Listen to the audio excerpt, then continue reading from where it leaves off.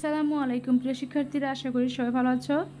আজ আমরা শিক্ষাবর্ষ 2024-এর বিষয়ভিত্তিক মূল্যায়ন নির্দেশিকা মানে যে আমাদের সিলেবাসটা আছে সেই সিলেবাস অনুযায়ী বিষয় বিজ্ঞান নবম শ্রেণীর সিলেবাসগুলো আলোচনা করব। যে ষান্মাসিক পরীক্ষা আসে 7 জুলাই থেকে 22 জুলাই পর্যন্ত আমাদের যে পরীক্ষাটা হবে সেই পরীক্ষার সিলেবাস, শর্ট সিলেবাস বা মূল্যায়ন নির্দেশিকা বলতে পারো, সেটা আজ আমরা এখানে আলোচনা করব। তো এখনও যারা সাবস্ক্রাইব করে আমার পাশে থাকো, যারা আমি যখন যে ভিডিও আপলোড দিই তোমরা প্লেলিস্ট থেকে নিয়ে নিতে পারো। পর্যায়ক্রমে সকল ভিডিও তোমাদের কাছে সহজেই খুব চলে যায় এবং তোমরা খুব ইজিলি পেয়ে যাও। তো দেখো, আমরা পরিশিষ্ট 2 শিক্ষণ অভিজ্ঞতা ভিত্তিক মূল্যায়নের টপশিট এখানে চলে এসেছি আমরা।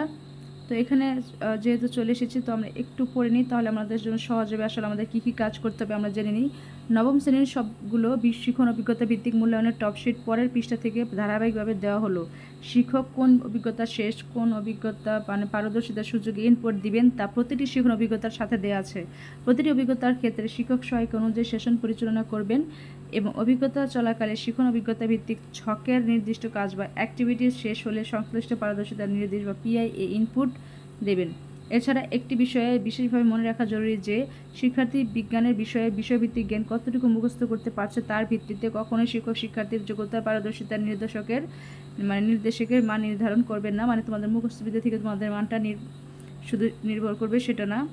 তোমাদের হচ্ছে মেন কাজটা শিক্ষার্থী নির্দিষ্ট অভিজ্ঞতায় বিশ্বভিত্তিক জ্ঞানকে কীভাবে বিশ্লেষণ করছে এবং নির্দিষ্ট শিক্ষণ অভিজ্ঞতা প্রেক্ষাপটে প্রয়োগ করছে তার উপর নির্দেশকের মাথা নির্ধারণ করতে হবে। মানে এই তোমাদের অভিজ্ঞতা কতটুকু তোমরা অর্জন করেছে এবং বাস্তব জীবনে কতটা প্রয়োগ করতেছো সেটার উপরে তোমাদের এই ত্রিভুজ চতুর্ভুজ বৃত্ত দিয়ে নাম্বারিং করতে বা মাত্রা নিরূপণ করতে বলা হয়েছে বা মাত্রা নির্ধারণ করতে বলা হয়েছে।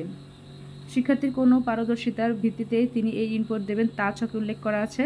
অনুশীলন বইয়ের আমি এখন যেগুলো আলোচনা করব সেই টপিকে দেওয়া আছে আসলে কোন বিষয়ের উপর শিক্ষকরা নাম্বার করবে বা তোমাদের মাত্রা নিরূপণ করবে, অনুশীলন বইয়ের কোন কাজ চলাকালে বা কোন সেশনে এই ইনপুট দিতে হবে এবং অনুসন্ধানী পাঠ বইয়ের কোন অধ্যায়ের বিষয়ভিত্তিক জ্ঞান ব্যবহার করতে হবে তাও বলা আছে।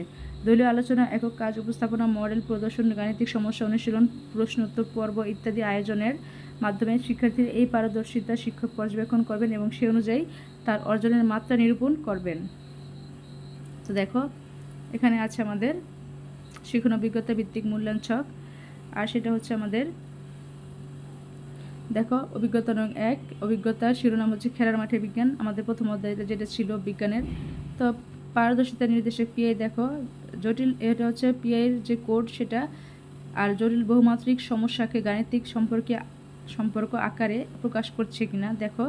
ধাপে ধাপে নির্দেশনা অনুসরণ করে জটিল ও বহুমাত্রিক সমস্যাকে গাণিতিক সম্পর্ক আকারে প্রকাশ করছে, যে সেভাবে চতুর্ভুজ এতটুকু করতে পারলে চতুর্ভুজ। দেন প্রদত্ত নির্দেশ অনুযায়ী জটিল বহুমাত্রিক সমস্যাকে গাণিতিক সম্পর্কে আকারে প্রকাশ করছে, এতটুকু প্রকাশ করতে পারলে বৃত্ত। মানে এগুলো হচ্ছে পারদর্শিতার সূচকের মাত্রা, কে কী পাবে সেই মাত্রাটা। যেহেতু আমাদের এখন পাস ফেল বা নাম্বার করার সিস্টেম নেই, তো এই মাত্রাটা দেওয়া হবে। দেখো, সুনির্দিষ্ট উদ্দেশ্য সামনে রেখে কোনো জটিল বা বহুমাত্রিক সমস্যা সমাধানের সুবিধার্থে একে গাণিতিক সম্পর্ক আকার প্রকাশ করছে। তো এটা যে করতে পারবে তার জন্য থাকবে ত্রিভুজ মাত্রা, ঠিক আছে। ঠিক পর্যায়ক্রমে এখানে দেখো কি বলা আছে, যে পারদর্শিতা দেখে মাত্রা নিরূপণ করা যেতে পারে। মানে যে বিষয়গুলো দেখে তোমাদের মাত্রা নিরূপণ করা হবে সেগুলো হচ্ছে এইগুলো, ঠিক আছে। তো দেখো এখানে দেওয়া আছে, দেখো শিক্ষক বা সহপাঠীর সহায়তায় ধাপে ধাপে নির্দেশনা অনুসরণ করে বল ত্বরণ সংক্রান্ত সমস্যাকে গাণিতিক সমীকরণের মাধ্যমে প্রকাশ করছে। শিক্ষকের নির্দেশনা অনুযায়ী গতি, বল, ত্বরণ সংক্রান্ত সমস্যাকে গাণিতিক সমীকরণের মাধ্যমে প্রকাশ করছে কেউ, আবার গতি, বল, ত্বরণ সংক্রান্ত সমস্যা সমাধানের উদ্দেশ্যে একক চেষ্টা একে গাণিতিক সমীকরণের মাধ্যমে প্রকাশ করছে। দেখো তারপর আছে পিআই 4922, বৈজ্ঞানিক অনুসন্ধানের ক্ষেত্রে গাণিতিক দক্ষতা ব্যবহার করে জটিল বা বহুমাত্রিক সমস্যার সমাধান করছে। এগুলো কিন্তু এই পিআইডির উপরেই, এই পিআইয়ের উপরে তোমাদের কোডের উপরে কিন্তু ত্রিভুজ চতুর্ভুজ দেওয়া হবে। এত লেখা তার ট্রান্সক্রিপ্টে মানে তোমাদের রেজাল্ট কার্ডে তারা এগুলো লিখে দেওয়া যাবে না, তখন তারা শুধু এই কোডটা ব্যবহার করবে। দেন তুমি চতুর্ভুজ পেলে চতুর্ভুজ দিবে, দেন বৃত্ত পেলে বৃত্ত দিবে, ত্রিভুজ পেলে ত্রিভুজ দিবে, ঠিক আছে। মাত্রা নিরূপণ করা হবে এভাবে। এটি বলা হচ্ছে যে মাত্রা নিরূপণ। বৈজ্ঞানিক অনুসন্ধানের ক্ষেত্রে জটিল বা বহুমাত্রিক সমস্যার সমাধানের উদ্দেশ্যে গাণিতিক দক্ষতা ব্যবহার করছে।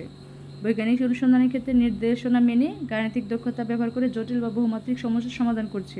বৈজ্ঞানিক অনুসন্ধানের ক্ষেত্রে গাণিতিক সমস্যা বা দক্ষতা ব্যবহার করে স্বাধীনভাবে জটিল বা বহুমাত্রিক সমস্যার সমাধান করছে। ঠিক আছে, আর এখানে দেখো, এখানে হয়েছে আমাদের যে শিখন কার্যক্রমগুলো পর্যবেক্ষণ করবেন। এক্ষেত্রে এই করা হবে পুরো শিখন অভিজ্ঞতা চলাকালে বিভিন্ন গাণিতিক সমস্যা, মানে তোমাদের গাণিতিক সমস্যাগুলো ঠিক আছে কিনা সেগুলো দেখবে, সেটার উপর নাম্বার দেওয়া হবে। পুরো শিখন অভিজ্ঞতা চলাকালে বিভিন্ন, এটাও গাণিতিক সমস্যা। দেন এখানে দেখো আমাদের AID অনুযায়ী, আমাদের API অনুযায়ী নির্দিষ্ট সিস্টেমের ভেতরে শক্তির স্থানান্তর চিহ্নিত করছে কিনা সেটা নিরূপণ করা হবে। কি দেখে দেখো, অনুশীলন বইয়ের 17 নং পৃষ্ঠার প্রশ্নোত্তর। এখানে কাজটা কি দেখো, নির্দিষ্ট সিস্টেমের ভেতরে শক্তির স্থানান্তর চিহ্নিত করছে কিনা, নির্দিষ্ট সিস্টেমের ভেতরে শক্তির স্থানান্তরের প্রক্রিয়া চিহ্নিত করছে কিনা, নির্দিষ্ট সিস্টেমের ভেতরে শক্তির স্থানান্তরের প্রক্রিয়া ব্যাখ্যা করছে কিনা। ঠিক আছে, আর যে পারদর্শিতা দেখে মাত্রা নিরূপণ করা হবে, ক্যাটপাল্ট বা গুলিতে বা গুলতি ব্যবহারের প্রক্রিয়ায় শক্তির স্থানান্তর চিহ্নিত করছে কিনা। দেন ক্যাটাপাল্ট বা গুলতি ব্যবহারের প্রক্রিয়ায় শক্তির স্থানান্তরের প্রক্রিয়া চিহ্নিত করছে কিনা, বা ক্যাটাপাল্ট বা গুলতি ব্যবহার প্রক্রিয়া শক্তির স্থানান্তর প্রক্রিয়া ব্যাখ্যা করছে কিনা। ঠিক আছে, তো এইভাবে এখানে আরও কিছু দেখো PI কোডগুলো আছে, তোমরা সেই কোড অনুযায়ী এখানে যে মূল টপিকটা আছে, এই কোডের যে টপিকটা আছে, এই কোডের এই টপিকটা আছে, এগুলো তোমরা টপিক অনুযায়ী এইগুলো পারদর্শিতা ঠিকমতো তোমাদের অনুশীলন করতে হবে, মানে তোমাদের ক্লাসে সেগুলো কমপ্লিট করতে হবে। দেন শিক্ষকরা এই যে এই পাশের শিখন সংশ্লিষ্ট শিখন যেই আমাদের দেখো এখানে বলা আছে কার্যক্রমগুলো পর্যবেক্ষণ করবেন, যে শিখন কার্যক্রমগুলো পর্যবেক্ষণ করবেন সেগুলো হচ্ছে এই পাশে আছে। ঠিক আছে, আমি তোমাদেরকে এটা দিয়ে দিচ্ছি, তোমরা একটু কষ্ট করে আস্তে আস্তে স্ক্রিনশট নিয়ে নাও। আমি পুরোটা পড়তে গেলে অনেক বড় হয়ে যাবে, যেহেতু অনেকগুলো অধ্যায় আছে। তো দেখো এই ছিল আমাদের, আমি একটু বড় করে নিচ্ছি। তো আমি এখন একে একে তোমাদের দেখিয়ে দিব, তোমরা স্ক্রিনশট নিয়ে নাও। দেন এখন আমরা দেখব, দেখো অভিজ্ঞতা 2, অভিজ্ঞতা শিরোনাম বায়ু দূষণ। এখান থেকে দেখো পারদর্শিতার নির্দেশক, দেন যে শিখানো কার্যক্রমগুলো পর্যবেক্ষণ করবেন সেগুলো। ঠিক আছে, তোমরা একটু কষ্ট করে স্ক্রিনশট নিয়ে নাও, অথবা ভিডিও স্টপ করে পড়ে নিতে পারো, দেখে নিতে পারো। তো এখানে দেখো,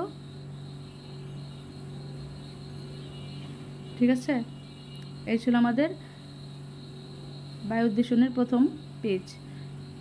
পরে বাকিটুকু অংশ হচ্ছে এখান থেকে, এটাও বায়ু দূষণের অধ্যায়ই। তুমি একটু স্ক্রিনশট নিয়ে নাও। দেন আছে আর বাকিটুকু এখানে আছে 13 পেজে, তোমরা চাইলে স্ক্রিনশট নিয়ে নিতে পারো। দেন দেখো এখন আমরা দেখব অভিজ্ঞতা নং 3, অভিজ্ঞতার শিরোনাম আমার বংশলতিকা। ঠিক আছে, আমার বংশলতিকা যে অভিজ্ঞতা নং 3, সেখান থেকে তোমরা একটু দেখে নাও। এখানে আছে অভিজ্ঞতা 3, তোমরা স্ক্রিনশট নিয়ে নাও। পরে তোমরা এগুলো পড়ার সময় বা যেদিন যে ক্লাস সেগুলো আগে তোমরা একটু দেখে নিলেই তোমার জন্য সুবিধা হবে। আর পর্যায়ক্রমে আমি সকল ভিডিওগুলো এই সিলেবাস অনুযায়ী তোমাদের দিয়ে রেখেছি প্লেলিস্টে, তোমরা চাইলে সেখান থেকে দেখে নিতে পারো। বিষয়ভিত্তিক সবগুলো বিষয়ভিত্তিকই দেওয়া আছে লিস্টে পর্যায়ক্রমে। ঠিক আছে, তোমরা সেখান থেকে দেখে নিতে পারো। এখন আমরা দেখব শিখন অভিজ্ঞতা, অভিজ্ঞতা নং 4 এবং অভিজ্ঞতার শিরোনাম হচ্ছে কত রকম বাড়িঘর। তো তোমরা এখান থেকে স্ক্রিনশট দিয়ে নিতে পারো।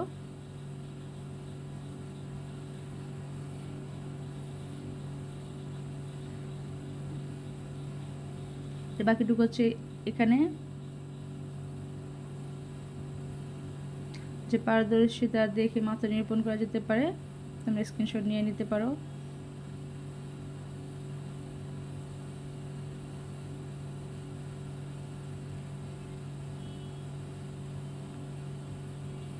তো দেখো এখন দেখবো অভিজ্ঞতা নং 5, অভিজ্ঞতার শিরোনাম একদিনে পৃথিবীর ইতিহাস। ঠিক আছে, এখানে দেখো একদিন পৃথিবী, এখানে হচ্ছে পারদর্শিতার যে PI কোডগুলো সেই অনুযায়ী তোমরা কিন্তু অবশ্যই এগুলো খেয়াল করবে, এবং যে শিখন কার্যক্রমগুলো পর্যবেক্ষণ করবে অনুশীলন বইয়ের 59 থেকে 61 নং পৃষ্ঠা। তো দেখো এখান থেকে অবশ্যই তোমরা এগুলো নিজ দায়িত্বে একটু কষ্ট করে কমপ্লিট করে নেবে।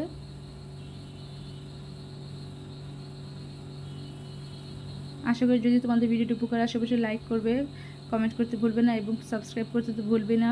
আগে সাবস্ক্রাইব করে রেখেছো আমি জানি, তো না করে থাকলে করে নাও জলদি জলদি, তোমাদের উপকারে আসবে। যখন আমি নতুন ভিডিও আপলোড দিব তখনই তোমরা তা দ্রুত পেয়ে যাবে তোমাদের হাতের কাছে, আর কষ্ট করে খুঁজতে হবে না। তো এগুলো আমি যদি প্রত্যেকটা পড়ে দিতে চাই তাহলে অনেক বড় হয়ে যাবে, তাই আমি তোমাদের স্ক্রিনশট নিয়ে নিতে বলতেছি। ঠিক আছে, তো এখন দেখো অভিজ্ঞতা নং 6। অভিজ্ঞতার শিরোনাম হচ্ছে শরীর নামের অবিশ্বাস্য যন্ত্র, পারদর্শিতা সূচকের মাত্রা এখানে। আর যে শিক্ষণ কার্যক্রমগুলো পর্যবেক্ষণ করবেন, মানে তোমাদের যে কাজগুলো কমপ্লিট রাখতে হবে, দেখো তুমি স্ক্রিনশট নিয়ে নাও। দেখেছো এখানে কি বলা হয়েছে? অনুসন্ধানী পাঠ্য বইয়ের 11 নং অধ্যায়, অনুসন্ধানী পাঠ্য বইয়ের 11 নং অধ্যায়ের কাজগুলো। ঠিক আছে, এর বাকি অংশ হচ্ছে এখানে।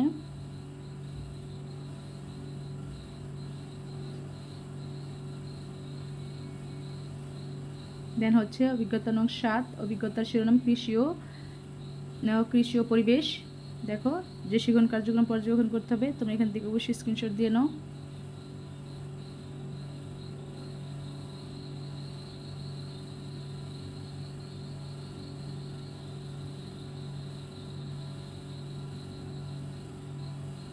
এই ছিল বাকিটুকু অংশ। ঠিক আছে, এ পর্যন্তই মনে হয় শেষ না, আর সপ্তম শেষ হয়েছে, এখান থেকে আবার অষ্টম আছে।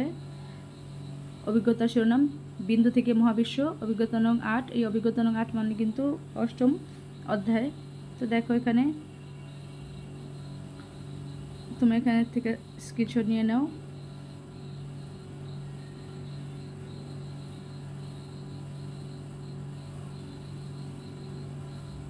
তো এই ছিল আমাদের শেষ, এখানে অভিজ্ঞতা নং 8 পর্যন্তই ছিল। ঠিক আছে, তোমরা অভিজ্ঞতা নং 8 এবং পর্যায়ক্রমে অভিজ্ঞতা নং 7 এখানে দেখো সবগুলো আশা করি তোমরা নিয়ে নিতে পেরেছো। তো আশা করি তোমাদের কাজে লাগবে। আর বৈশিষ্ট্য 3 তোমরা কীভাবে দেখো এই প্রযোজ্য পিআই ব্যবহার করে কীভাবে তোমাদের নাম্বারিং করা হয় সেটা এখানে দিয়ে দেওয়া হয়েছে। ঠিক আছে, যদি এই পিআই কোডগুলি কিন্তু হচ্ছে যে এই টপিকগুলো। ঠিক আছে, এই যে দেখো এগুলি হচ্ছে কিন্তু পিআই।